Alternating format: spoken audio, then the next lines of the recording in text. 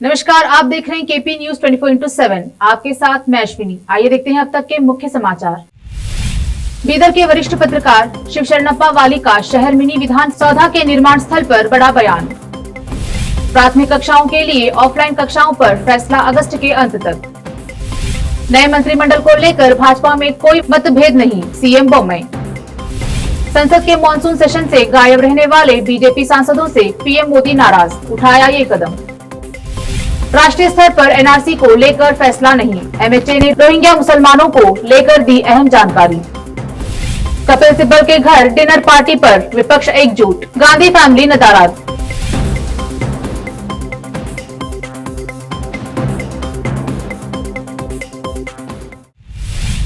अब समाचार विस्तार से। पहले स्थानीय समाचार। बीदर में मिनी विधान सौधा निर्माण का एक बड़ा मसला बना हुआ है। जो भी सत्ता में रहता वह मंत्री अपनी राय देकर निर्माण का स्थल तय करता है, जबकि आमजन की समस्या के बारे में कोई नहीं सोच रहा है। पहले शहर के बाहर चिकपेट के पास तय किया गया, फिर उसे रद्द कर फिलहाल जहां जिलाधिकारी कार्यालय है वहीं उसे निर्माण करने का तय हुआ। अब फिर नौबाद में इसको निर्माण करने जिला प्रभारी मंत्री प्रभु चौहान जोर दे रहे हैं, लेकिन आमजन की राय कुछ और है। ऐसे में आज बीदर के वरिष्ठ पत्रकार व संपादक शिव शरणप्पा वाली ने हमारे संवाददाता डॉक्टर मसूद से बात कर मिनी विधान सौधा निर्माण के संबंध में बताया। आज हमारे साथ श्री शिव शरणप्पा वाली, जो कि सरदार वल्लभ भाई पटेल संस्थान के अध्यक्ष हैं, फाउंडर हैं।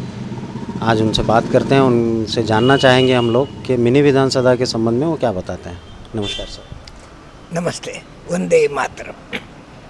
सर, मिनी विधान सभा के लिए जो इशू उठा हुआ है कि मंत्री जो है उसको नौबाद में ले जाना चाह रहे हैं, और जैसा कि पहले मंत्री उत्सवारी मंत्री थे, इंचार्ज मिनिस्टर थे ईश्वर खंडरे, वो चिकपेट की तरफ ले जाना चाह रहे थे।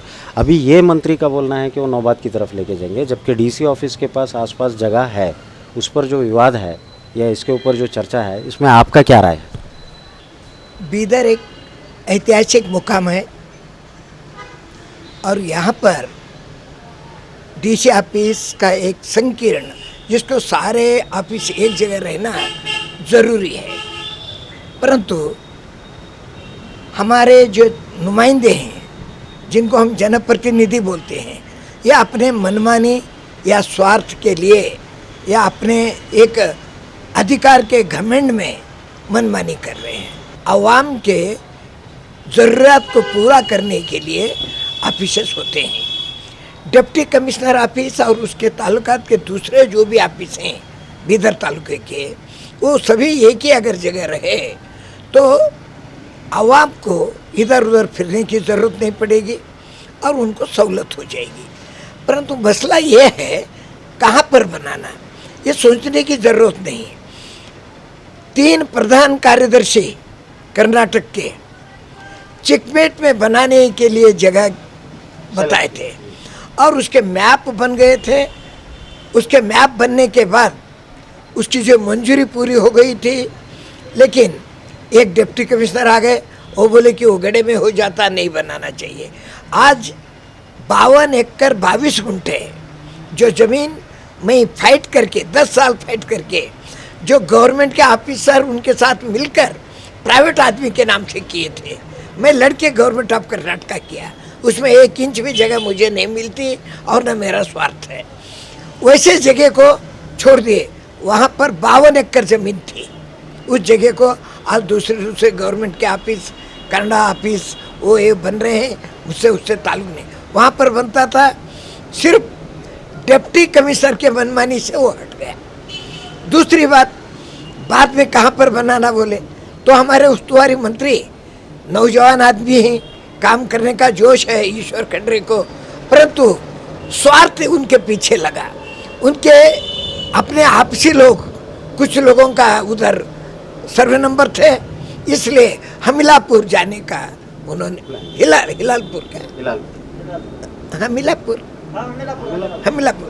हमिलापुर में जो है लेकर जाने का उन्होंने कोशिश किया। इनको डीसी ऑफिस कहाँ बनना नहीं है, अपना मफाद कहाँ पर बनता है, अपने को फ़ायदा कहाँ पर होता है, वो लेकर जाना चाहते थे, वो हट गया। बाद में सिद्धरामैया साहब मुख्यमंत्री थे, उस समय उन्होंने आकर अब जहाँ पर मौजूदा डीसी ऑफिस है वहाँ पर फाउंडेशन डालकर उन्होंने यहाँ पर बनाना बोलकर तय की। एक सरकार में मुख्यमंत्री किसी भी पार्टी का हो, वो मुख्यमंत्री होता है। वो फाउंडेशन डालने के बाद वहाँ पर बनाना चाहिए था, नहीं बना। अब फिर हमारे प्रभु चौहान साहब उस्तुवारी मंत्री बन गए हैं, मिनिस्टर हैं, पहले भी थे। उस समय तो खामोश रहे, एक पीरियड में पहले भी थे, उस समय उन्होंने कुछ नहीं किया। अब जो है उनके कुछ जायदाद उसके हैं, इसमें कोई रोक टोक नहीं है और ना कुछ उसमें घबराने की जरूरत नहीं है। वहाँ पर अपने लोगों के और उनके कुछ जायदाद हैं, उस जगह को कीमत आता है ये समझकर उन्होंने जो उधर बनाने की कोशिश कर रहे हैं। लेकिन कहीं तो भी बनाओ, लेकिन एक मसला है, आप कांग्रेस के हो, बीजेपी के हो, जनता दल के हो या किसी पार्टी के, आवाम को कुछ लोगों को लेकर मीटिंग करके कहाँ पर बनना चाहिए, क्यों बनना चाहिए, इसके बारे में सोचकर बनाना। अब इस संबंध में एमपी साहब इससे पहले पब्लिक रिव्यू मीटिंग, पब्लिक का व्यूज़ जानने की कोशिश करें। एमपी भगवंत खूबा जी जो है उस वक्त जब जो चिकपेट के पास बनाना बोल रहे थे, डीसी वहाँ पे जो शिफ्ट करना बोल रहे थे, तब उन्होंने उसका अपोज करने के बाद उसको यहाँ शिफ्ट करे। अब जब इनकी गवर्नमेंट हुकूमत में है या पावर में है, तो ये लोग अब इसको जो शिफ्ट करना बोल रहे, उस वक्त हालांकि इन्हीं के ज़ोर पे दूसरे कोई एमएलए आवाज़ नहीं उठाए थे चिकपेट के अगेंस्ट, लेकिन एमपी साहब जो है उसको इंसिस्ट करके ये किए। अब जब उन्होंने मिनिस्टर हैं तो क्या उन्होंने इसको फेवर करेंगे, आप क्या उन तक ये मैसेज देंगे आप? हाँ, अब एमपी साहब का क्या राय है, जब तक उनकी तरफ से कोई आवाज़ नहीं आया अभी तक। जी हाँ, बोलिए। अभी तक तो उसका खिलाफ नहीं आया। और जहाँ पर मौजूदा डिप्टी कमिश्नर ऑफिस है वहाँ पर नहीं बनाना बोलकर भी एमपी साहब नहीं बोले हैं। इसलिए जब तक उनके तरफ से राय ना आता हो, अब पहले तो एमपी के हैसियत से वो बोले थे, अब तो सेंट्रल के मिनिस्टर हैं, अब वो क्या बोलना चाहते हैं अभी 16 तारीख को आने वाले हैं, उसके बाद पता चलेगा। परंतु यहाँ पर जो जगह है वो लोगों का कहना है कि जगह बस नहीं होता, लेकिन इन लोगों को ये सरकारी ऑफिसर क्या गलत राय देते हैं या हमारे नुमाइंदों को सोचने की अकल नहीं, ये दोनों हमको फिक्र है। क्योंकि डीसी ऑफिस म्यूनसिपालिटी से लेकर तहसील ऑफिस तक जगह पूरा गवर्नमेंट का है, बीच में एक बैंक छोड़े तो, और पीछे एजुकेशन ऑफिस, एग्रीकल्चर ऑफिस, ये सब अगर मिला लिए सिर्फ एक सेंट्रल गवर्नमेंट का पोस्ट ऑफिस है, उसको एज इट इज वैसा ही रखकर अगर ये जगह पूरा कवर करे तो बहुत कुछ होता है। म्यूनसिपालिटी यहाँ से निकालना बोलकर 5 करोड़ रुपया मंजूर हो गए हैं, वो रुपये अभी तक वैसे ही पड़े हैं, उनको ऑफिस शिफ्ट करने के लिए ऑलरेडी ऑर्डर आया है, लेकिन वो वैसा ही है। अगर हार्टिकल्चर ऑफिस डीसी ऑफिस के सामने है, वो जगह भी इसको मिल सकता है। बीच में रोड आता है क्या बोलते हैं, लेकिन सेतुए रूप का रोड अगर बना दिए, ऊपर से आवाम जाते आते रहते, नीचे अंदरूनी इस ऑफिस से उस ऑफिस तो जाने का रास्ता होता है। इतना सब जगह रहते हुए ये अपने मनमानी से या अपने मफाद के लिए ये जनप्रतिनिधि लोग यहाँ पर नहीं बनाना चाहते, लेकिन यहाँ से छोड़कर दूसरा और कहीं बना तो या तो इस जगह पर क्या करेंगे ये लोग, और या नहीं तो किसी को कब्जा करके अपने अपने में बांट लेंगे, या ऑफिस निकालने के बाद इस जगह को ये लोग क्या करेंगे। ये बहुत अजीब सी है, इसको सोच होना चाहिए। सेंट्रल गवर्नमेंट, स्टेट गवर्नमेंट, ये दोनों ही मिलकर, वहाँ के मिनिस्टर हो, यहाँ के मिनिस्टर हो, बोलना चाहिए। और एक बात मुझे बहुत बुरी लगी, प्रभु चौहान स्टेटमेंट देते हैं, कोई भी कुछ भी खिलाफ करे मैं वहीं पर बनाता हूँ। ये कोई निज़ाम हुजूर का रियासत नहीं है, आप पब्लिक प्रतिनिधि हैं, पब्लिक को जो बोलना चाहते हैं उनके सामने आकर बोलना चाहिए। साहब और एक बात चौहान साहब बोल रहे हैं, वहाँ पे एक हॉर्टिकल्चर कॉलेज है। आज हॉर्टिकल्चर कॉलेज की वजह से ज़िले में जो बागवानी किसान हैं उनको काजू की फसल उसी की देन है, जिसकी वजह से बड़ी गौरव की बात है कि हमारे पास एक हॉर्टिकल्चर कॉलेज है जिससे ज़िले के किसान खुश हैं, हॉर्टिकल्चर फसल अच्छी हो रही है, बागवानी फसल। लेकिन अगर ये जो वहाँ बनाने का प्रपोज़ल है तो वहाँ से वो कॉलेज को शिफ्ट करने से स्टूडेंट्स को भी तो लॉस होगा। अगर वो कॉलेज और कहीं जाता है, शहर के करीब नहीं रहता, तो कई लोगों को दिक्कत आती है। दूसरी बात हार्टिकल्चर का और एक है, अगर वो जगह नहीं मिले जैसा चले गया तो दूसरे जिले को शिफ्ट हो जाता है जी। इसलिए पूरा बीदर का नुकसान होता है, किसानों का नुकसान होता है, और जो बीदर डेवलपमेंट होना चाहिए वो नहीं होता है। हावेरी जिले के कटगी में दिन दहाड़े दबंगों ने एक युवक की सड़क पर तेज हथियारों से हत्या की है। यह हत्या बीच सड़क पर की गई। सूत्रों के मुताबिक बताया जा रहा है कि अनवर नामी युवक और इमरान के बीच कुछ पैसों का लेन देन का मामला था। इसी बात को लेकर इमरान ने अनवर की बीच सड़क पर बेदर्दी से हत्या की। मौके पर पुलिस पहुंचकर जांच पड़ताल कर हत्या करने वाले इमरान को गिरफ्तार किया है। बागलकोट जिले के मनकुंडी तांडे की गंगम्मा नामी युवती ने एसएसएलसी में 625 अंक लेकर जिले में डिस्टिंक्शन किया है। गंगम्मा ने जिला का नाम राज्य में रोशन किया है। गंगम्मा आगे कॉमर्स करना चाहती है, लेकिन दिल की बीमारी के कारण वह मजबूर है। मंत्री गोविंद कारजोल ने गंगम्मा से फोन पर बात कर उसकी सराहना की और लड़की की बीमारी की सूचना सुनने के बाद जिला स्वास्थ्य अधिकारी को लड़की का ठीक से और जल्द से जल्द इलाज कराने के निर्देश दिए हैं। कलबुर्गी में वुमेन इंडिया मूवमेंट ने आज जिलाधिकारी कार्यालय के सम्मुख प्रदर्शन कर हाल ही में देश की राजधानी दिल्ली में एक 9 वर्षीय नाबालिग का बलात्कार करके हत्या करने वालों को कानून के अनुसार सख्त से सख्त सजा दी जाए, ताकि ऐसा किसी और बेटी के साथ ना हो। सारे जो भी दर्शक आपके माध्यम से इस वीडियो को देख रहे हैं, मैं उनसे हाथ जोड़कर ये विनती करना चाहूँगी कि वो जाग जाएं और इस तरह की जो हालात आज मुल्क में हो रहे हैं उनमें ज़रूरत है कि सड़क पर आए। देखिए, और एक चीज़ और मैं आपके माध्यम से और आपके चैनल से बोलना चाहूँगी कि हम बहुत तहे दिल से शुक्रगुजार हैं नरेंद्र मोदी के और अमित शाह के, क्योंकि पिछले 6 साल से इन्होंने जो विकास का नारा लगाया और बेटी बचाओ का नारा लगाया, इन्होंने मुल्क को पूरी दुनिया में मर्डर, लिंचिंग और रेप के नाम पे बदनाम करके छोड़ दिया है। आज हमें अपनी पहचान बताते हुए भी शर्म आने लगी है। ठीक है, तो हमारा जो मुद्दा है आज का वो तो रेप का है, लेकिन मैं ये पूछना भी चाहूँगी सरकार से कि हम कब तक इसी तरह हर हफ्ते, हर 3 दिन, हर 4 दिन में सड़कों पे निकलते रहेंगे और रेप की कहानियां लोगों को बताते रहेंगे, क्योंकि रेप होना और फिर मर्डर होना कोई नई बात नहीं रह गई है। और अब आप ये देखिए कि पिछले कुछ महीनों से जो आंकड़े हम देख रहे हैं न्यूज़ में या अखबारों में कि 10 साल से नीचे की लड़कियां, उनको निशाना बनाया जाता है, उनको जला दिया जाता है, उनको मार दिया जाता है, काट दिया जाता है। अभी कुछ दिन पहले आपने बहुत दिल दहलाने वाला हाथरस का वाकया सुना होगा। हम सीधे सीधे रेप, मर्डर, लिंचिंग को गवर्नमेंट से ही जोड़ेंगे, क्योंकि गवर्नमेंट इस मुल्क को चलाती है।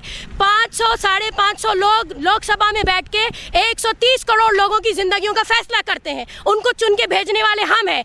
हमसे गलती हुई है ये तो हम मान रहे हैं, लेकिन अब हम अपनी गलती को सुधारना चाह रहे हैं, जिसकी वजह से आज हम यहाँ खड़े।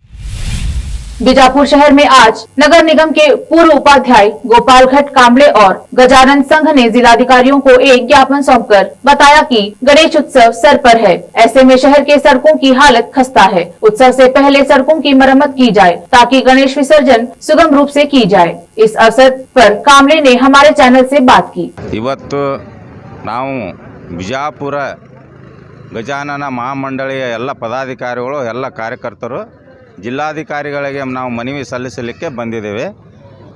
ಬರುವಂಥ ದಿನಗಳಲ್ಲಿ 1 ತಿಂಗಳು ಉಳಿದಿರೋದು ಗಜಾನನ ಉತ್ಸವ 1 ತಿಂಗಳು ಉಳಿದಿರೋದ್ರಿಂದ ನಗರದಲ್ಲಿ ಅಲ್ಲಲ್ಲಿ ಕಾಮಗಾರಿಗಳು ನಡೆದಿದೆ।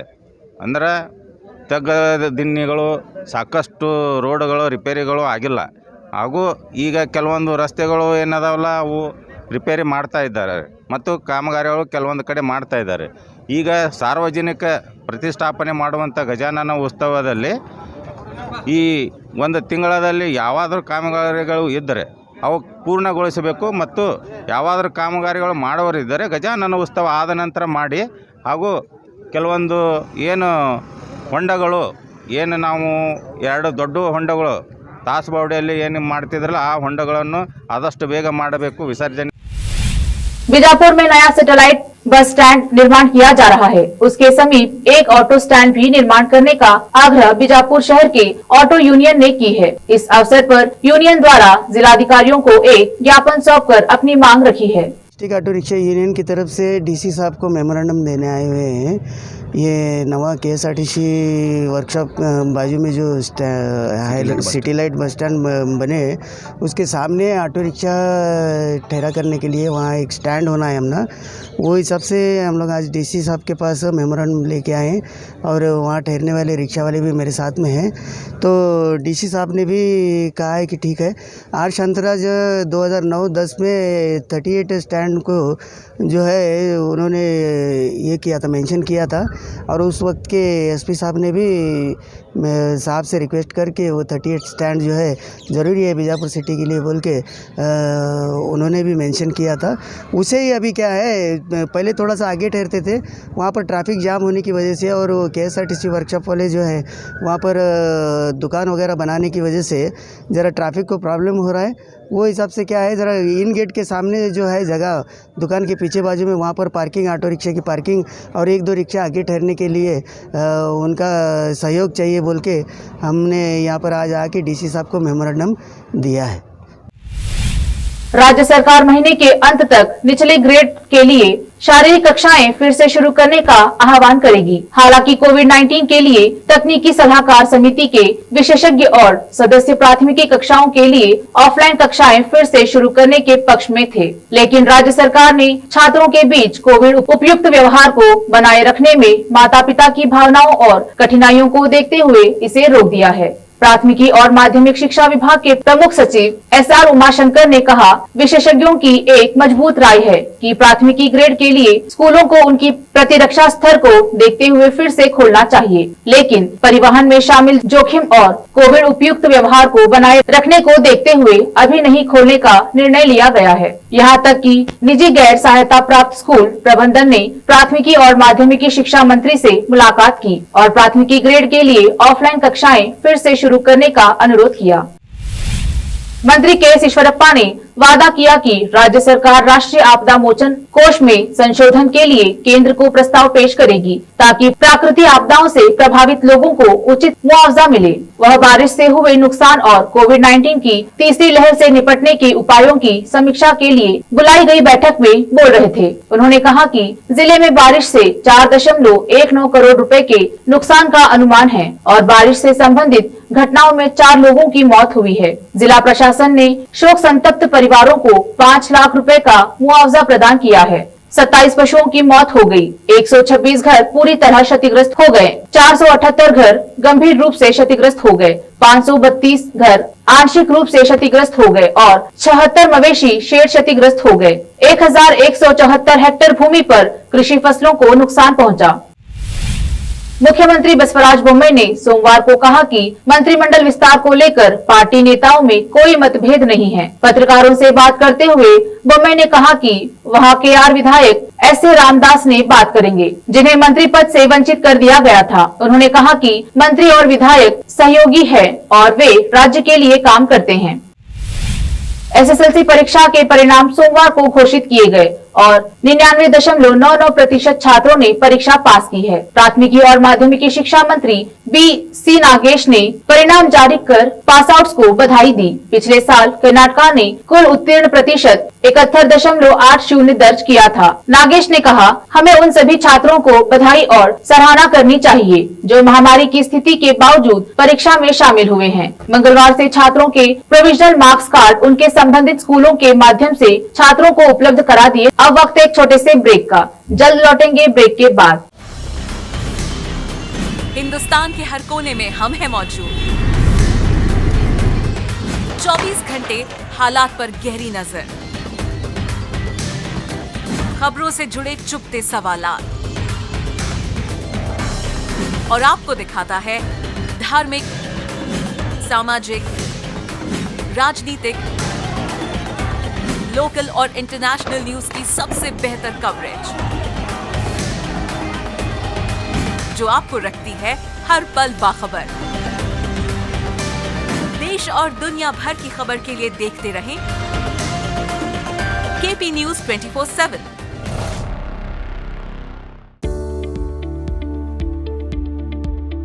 बीदर के पहले Hindi news channel KP News 24/7 के लिए रिपोर्टर, एंकर और अनुभवी न्यूज राइटर की जरूरत है। मीडिया में काम करने का अनुभव रखने वाले लोग हमसे संपर्क कर सकते हैं। अनुभव के आधार पर तनख्वाह दी जाएगी। एंकरिंग के लिए फ्रेशर्स भी संपर्क कर सकते हैं। इच्छुक लोग केपी न्यूज 24/7 के कार्यालय शाहपुर गेट बीदर पर फौरी संपर्क करें या इन फोन नंबर्स पर कांटेक्ट करें 9945283920 और 9380190131।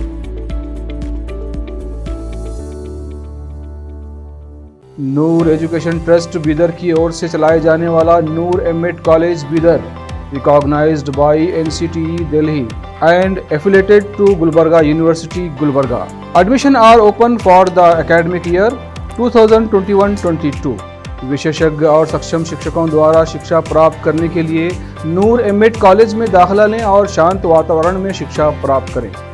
बीदर शहर में बेहतर शिक्षा का एकमात्र केंद्र Noor MEd college, Shahpur gate, Bidar. Phone numbers 9945283920 8482221297। Hindustan के हर कोने में हम हैं मौजूद। 24 घंटे हालात पर गहरी नजर, खबरों से जुड़े चुपते सवालात और आपको दिखाता है धार्मिक, सामाजिक, राजनीतिक, लोकल और इंटरनेशनल न्यूज की सबसे बेहतर कवरेज, जो आपको रखती है हर पल बाखबर।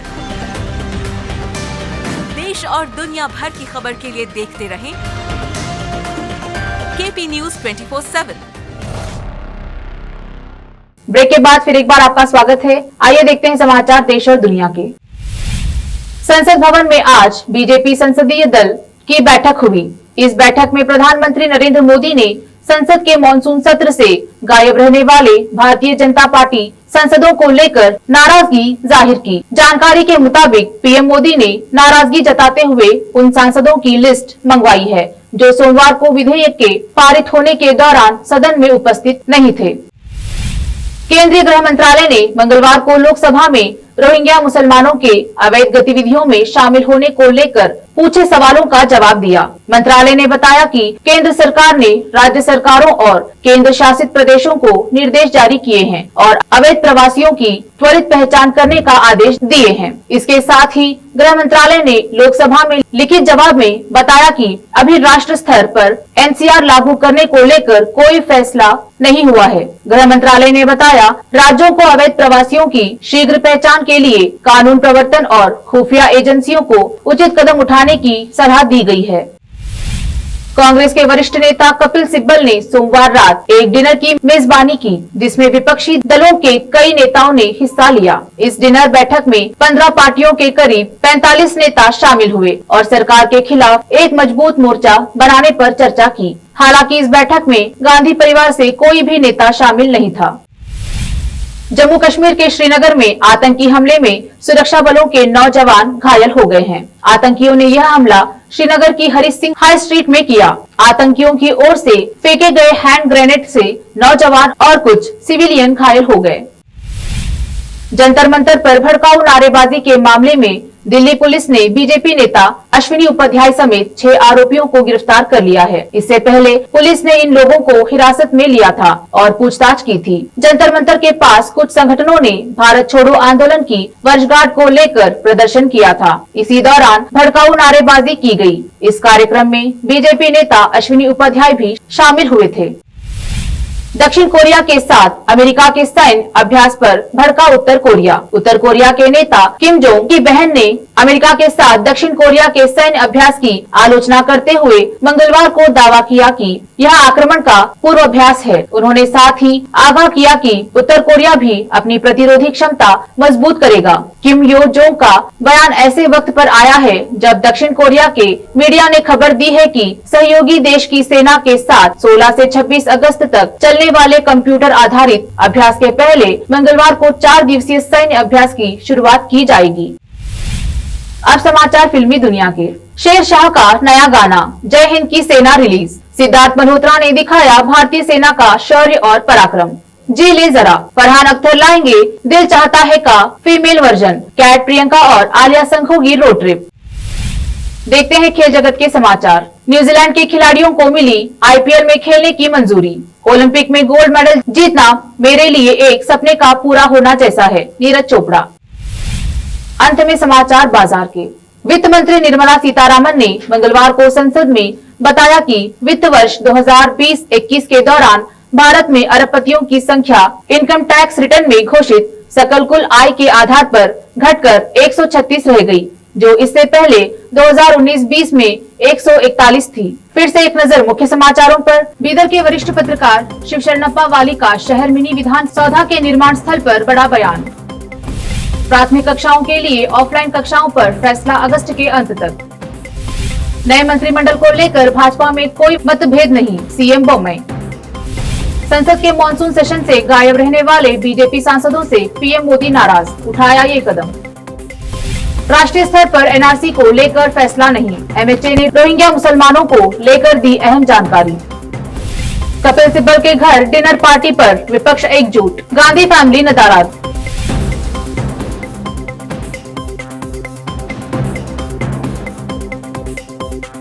केपी न्यूज में फिलहाल इतना ही। देश प्रदेश के समाचारों के लिए जुड़े रहिए केपी न्यूज 24/7। धन्यवाद।